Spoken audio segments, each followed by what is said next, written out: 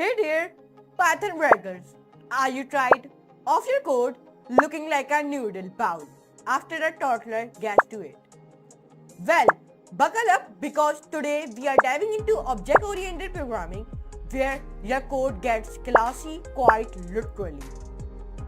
Ever wondered why Python doesn't need therapy after juggling thousands of objects? Because it has methods.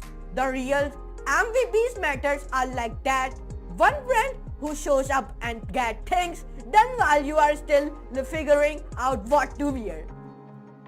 In this video, we will break down OOP methods in Python with examples that even a zombie prince could understand.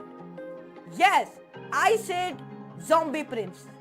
I will got kids, let's not ask questions. So, stick around to level up your your coding skills, learn the magic behind the Python methods, and maybe get a laugh or two, or at least a polite chuckle. I will take what I can get. So guys, here is one more Python video has been came, and in today's of the Python video, I am telling you about the object-oriented programming in the OOP in Python. And in today's video, I am telling about the methods in the object-oriented programming. Object-oriented programming in Python revolves around the objects and classes. Methods are functions defined inside a class and are associated with the objects of that class. Here is one breakdown of OOP, means object-oriented programming methods in Python.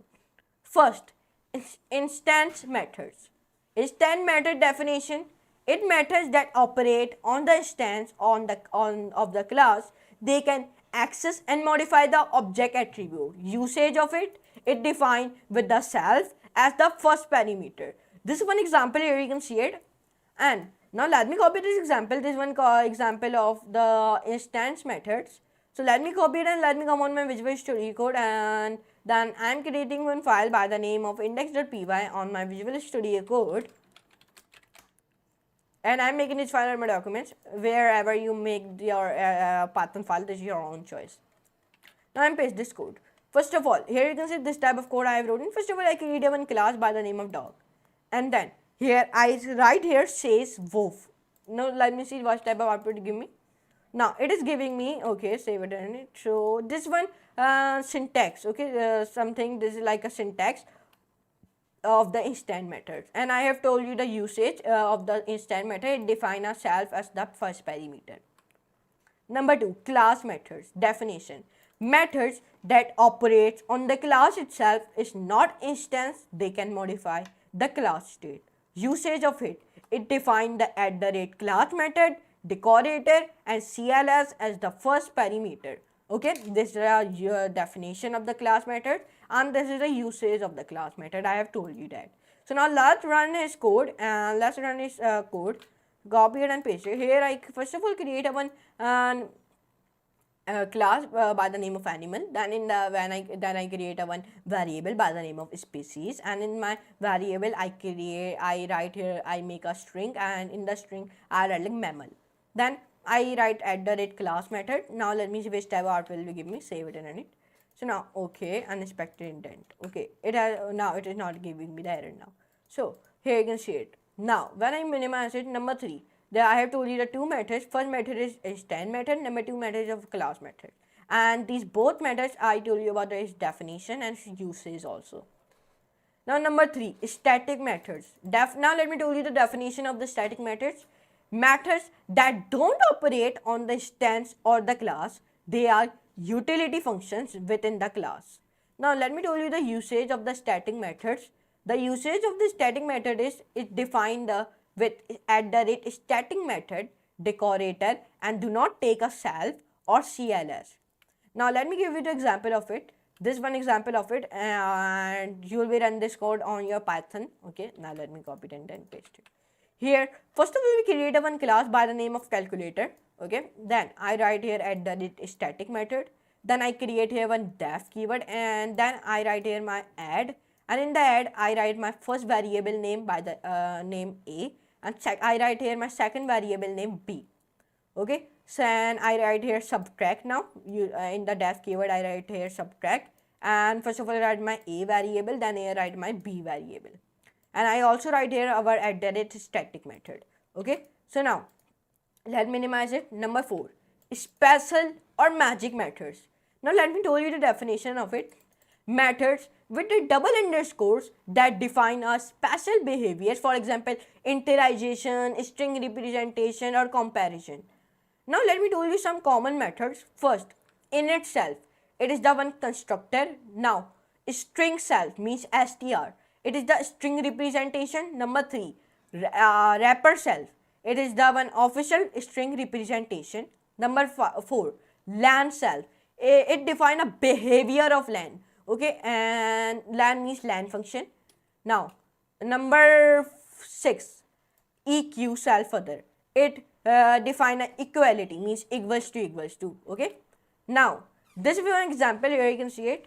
Now this one example I am showing you. So now let me copy this example and then let me paste it here. First of all we create a one class by the name of book, and then here we write here self self function, then dot title equals to title. Save it and run it. So like that. Okay, this code has been written, and this code will be not run because it not give you any just output, because I do not use here our print function, and like you know print function is often used to print the things. Number 5, property methods. Definition: it allows you to define the method that acts as attribute. Usage: it uses the property, property name setter, and the property name delta. This is one example it is showing you. Okay, here you can see it. And when you run this example, it does not give you the output because I did not write here print. I do not use here print function, so that's why it's not giving me the output. Key points. First, self and CLS. Self refers to the current instance and CLS refers to the class itself. Number 2, encapsulation. It uses the private attributes with /or// and manage access through the methods.